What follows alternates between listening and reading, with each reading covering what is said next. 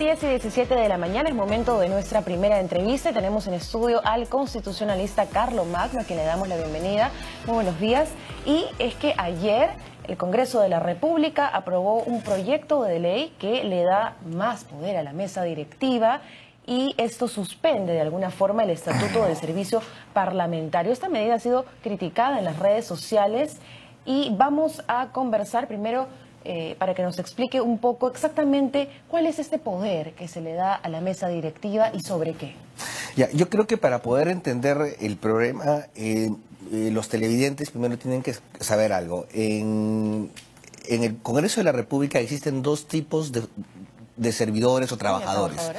Los que trabajan en lo que se llama la organización parlamentaria, que son personal de confianza designados por los propios congresistas. Por ejemplo, cada congresista tiene derecho a designar a 5 personas que trabajan en su despacho, o las bancadas tienen derecho a tener su personal y sus asesores. Todo este personal se rige bajo el principio de confianza. Si un congresista nombra al personal de su despacho es porque les tiene una confianza. Cosa distinta ocurre con el personal del denominado servicio parlamentario. El personal del servicio parlamentario debe ser personal de carrera, que entra al servicio parlamentario por concurso público, que puede subir en escalas, ¿no?, en la carrera también por progresión, por concurso, y para los cuales se exigen determinados, hay requisitos que se dicen. Maestrías, por ejemplo, para ocupar cargos como ser oficial mayor, director general parlamentario, director general de administración, auditor, que son, como decir, los gerentes que ven toda la parte administrativa del Parlamento.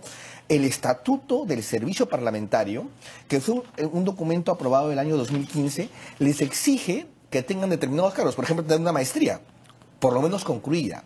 Entonces, ¿qué es lo que ha pasado? Con la resolución legislativa que se ha aprobado... Con 76 votos, ¿verdad? Con 76 votos, lo que hace es suspende, y lo dice expresamente, suspende el Estatuto del Servicio de este servicio en buena cuenta. La mesa directiva podría tomar cualquier decisión respecto del personal.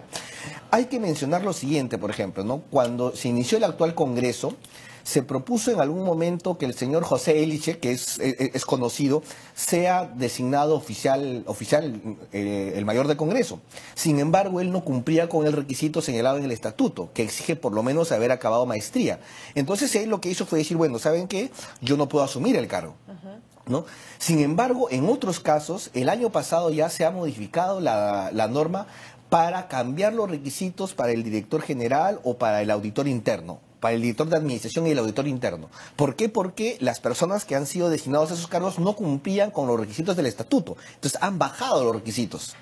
Pero usted mencionaba que son gente también de confianza, entonces esto hace que puedan entrar a concurso, digamos, gente con un perfil que se acerque más a lo que ellos buscan. Para yo porque se interpreta así, ¿no? Por más de confianzas que sean los cargos de director u oficial mayor que son designados por la mesa directiva, hay requisitos que tienen que cumplirse. En las entidades del Estado, por ejemplo, existen directores, gerentes, etcétera. Por más de confianza que sean, si no cumplen con los requisitos que están establecidos, por ejemplo, en el Manual de Organización y Funciones, no pueden ser contratados en ese cargo. Con este cambio, esto va a permitir que Luis Galarreta, Mauricio Müller, Mario Mantilla, Richard Acuña, que conforman esta mesa directiva, digamos, hagan algún tipo de cambios. Eventualmente podrían... Es decir, un bachiller podría ocupar uno de esos cargos. Eventualmente sí. ¿Por qué? Porque el Estatuto del Servicio Parlamentario ha quedado suspendido. O sea, ya no surte efecto. Entonces, ¿cuál es la preocupación de esto? Que el Perú tardó como 20 años en tener un estatuto del servicio parlamentario. En todos los parlamentos del mundo se protege la carrera de los especialistas, porque ellos no dependen de los congresistas, ellos dependen del Congreso como entidad. Son personal, servidores y funcionarios de carrera. Y por lo tanto, de alguna manera lo que va a afectar esto es la meritocracia, porque eventualmente personas sin tener las condiciones que exige el estatuto podrían ocupar estos cargos. Y esto llama más a preocupación por lo siguiente. En la Ley General de Presupuesto del año pasado se ha aprobado una autorización para que la mesa directiva del Congreso pueda generar incentivos para motivar la renuncia de personal, de funcionarios del servicio parlamentario. Es decir... ¿Con cuál objetivo, digamos? Eventualmente esto dejaría plazas vacías, ¿no? Y estas plazas vacías podrían ser ocupadas por personas que no cumplen con los perfiles exigidos en el Estatuto del Servicio Parlamentario. ¿Y que podrían ser más cercanos a los partidos? Obviamente, ¿no? O en todo caso es de especular que así sería. Entonces, esto llama preocupación porque esto ciertamente ya se hizo precisamente en los años 90. En el gobierno de Fujimori hubo una disposición muy parecida en la cual se aprobó medidas excepcionales de presupuesto para, digamos, generar incentivos de renuncias y luego, con el personal que salía, ser ocupado por nuevo personal. Ahora, el Sindicato de Trabajadores del Congreso de la República se ha pronunciado a través de una carta, ¿no? Y ellos rechazan esto, dicen que es muy apresurado y que esto podría cambiar estos criterios de licitaciones, de nombramientos y de contrataciones. ¿Qué va a pasar por el lado de las licitaciones, por ejemplo? ¿En qué más afecta, además de las contrataciones de personal que no podría estar calificado para el puesto que se busca? Eso es básicamente, o sea, básicamente a lo que afecta es que, digamos, el principio meritocrático, que es un principio que debe ser pilar en toda institución del Estado, ese principio finalmente está siendo amenazado con esto. Porque ciertamente eso ya va a depender de la voluntad. ¿Podría haber despidos? Podrían haber incentivos para generar unas, no para decir, oye, te doy estímulos y renuncia, ¿no? Y de hecho eso ya ha pasado antes. Hay gente que, digamos, puede estar cerca de la jubilación, se retira, acepta, pero la pregunta es, ¿qué va a pasar con las plazas que queden ahí vacantes? Si el estatuto del servicio parlamentario no está vigente, podrían entrar personas que no cumplan con el perfil. Y obviamente por eso es que el sindicato es evidente que expresa esa preocupación. Porque rompe con la línea de carrera. Ahora, digamos, ya lo aprobó el Congreso sin pasar por la Comisión de Constitución y Reglamento, que eso nos dice mucho también, ¿no? Ese es el otro elemento que ha llamado la atención, ¿no? Esto es ciertamente, no es una ley, es una resolución legislativa. Ahora bien, una resolución legislativa tiene rango y jerarquía de ley. Es como una ley, solamente que rige básicamente para el Congreso de la República. Como cualquier resolución legislativa o ley, esto tiene que pasar por un trámite de aprobación, tiene que ser debatido en el Pleno. Y en este caso, por ejemplo, por la información que hemos tenido, el asunto simplemente entró en la agenda, no se sometió a discusión y fue llevado directamente al voto, porque había un acuerdo de la Junta de Portavoces. Entonces, simplemente, o sea, muchos congresistas de los 76 que han votado seguramente no saben cuáles son las consecuencias que va a tener esto, ¿no? Porque ciertamente le otorga un supremo poder a la mesa directiva para poder hacer cualquier decisión respecto a toda la estructura administrativa del Parlamento, ¿no? Incluso vulnerando normas de leyes que exigen, ¿no?, requisitos. Pero eso también tiene que ver, por ejemplo, eventualmente en el estatuto del servicio parlamentario también hay disposiciones respecto a prohibiciones, incompatibilidades, al régimen disciplinario del personal. Nada de esto está todo está suspendido. Entonces, el personal del Congreso se puede sentir que está sin una norma respaldo, o protección o respaldo. Aire, digamos, porque ¿no? además el personal del Congreso está exento de servir.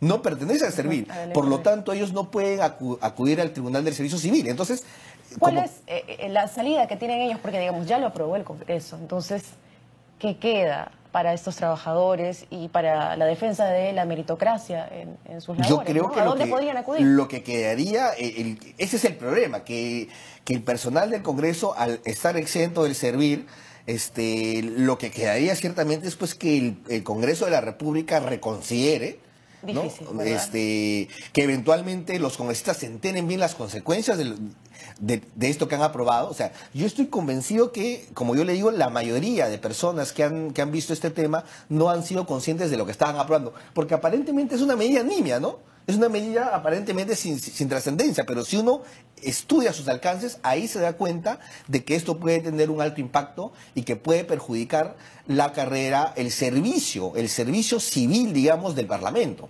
¿no?, que son finalmente los que soportan el funcionamiento de esa institución. O sea, los congresistas pueden pasar, las bancadas pueden pasar, pero este personal es el que se queda manteniendo, digamos, la institucionalidad.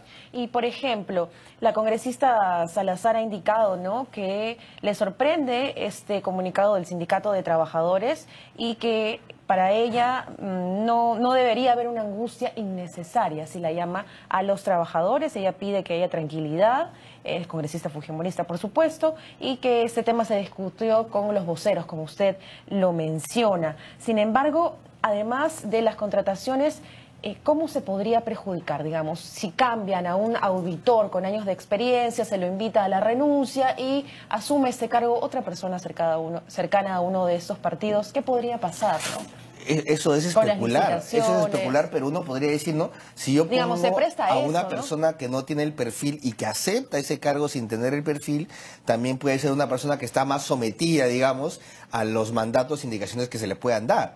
O sea, no es por un capricho que las normas en materia de contrataciones exigen que a nivel de la carrera del servicio civil, por ejemplo, existan requisitos mínimos para ciertos cargos.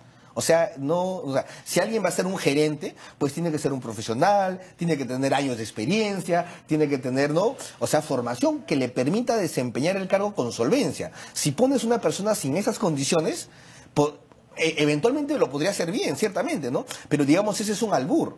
Justamente hay garantías objetivas que busca la norma y que hacen de que se genere el concepto de la carrera, ¿no? Este concepto de la carrera, de la especialidad, de la experiencia, de alguna manera se ve amenazada por esta decisión que ha adoptado el Congreso, ¿no? Ahora, repítanos por favor cuáles son estos cargos y aproximadamente estamos hablando de cuántos trabajadores. Desconozco el número exacto de trabajadores que estén en el servicio civil, ese dato ahorita yo no lo tengo, pero fundamentalmente en la estructura orgánica básica del servicio parlamentario, ¿cuáles son los cargos principales? Uno es la oficialía mayor, que tiene un oficial mayor, ¿no? Un oficial mayor que es, digamos, algo así como el gerente general del Congreso. Luego está la Dirección General Parlamentaria, que tiene un director general parlamentario. Está en la Dirección General de Administración y está la Oficina de Auditoría Interna. Todo esto son cargos administrativos y todos estos tienen un funcionario de alta jerarquía designado por la mesa directiva. El asunto es que ya en dos de estos cargos, ya anteriormente, se había modificado el estatuto del servicio parlamentario para bajarle los requisitos y poder poner a personas que con el estatuto original no hubiesen podido entrar. Y de hecho lo mismo hubiese pasado con la oficialía si es que no fuera que el señor Pepe Chevasco él no aceptó, ¿no? O sea, le dijo, oye, vas a ser oficial mayor, vamos a modificar. Dijo, no. Si van a adecuar la norma para que yo entre, yo prefiero no aceptar, ¿no? Lo cual creo que habla muy bien de él. Pero en otros casos sí han podido hacer esto, ¿no? Perfecto. Muchísimas gracias entonces, señor Carlo Magno. De hecho, esto va a traer mucha cola, vamos a escuchar reacciones y seguramente las críticas no van a faltar a esta medida que se ha aprobado en el Congreso de la República. Muchísimas gracias entonces por dejarnos algunas dudas. Hacemos una pausa y regresamos aquí en TV Noticias 7.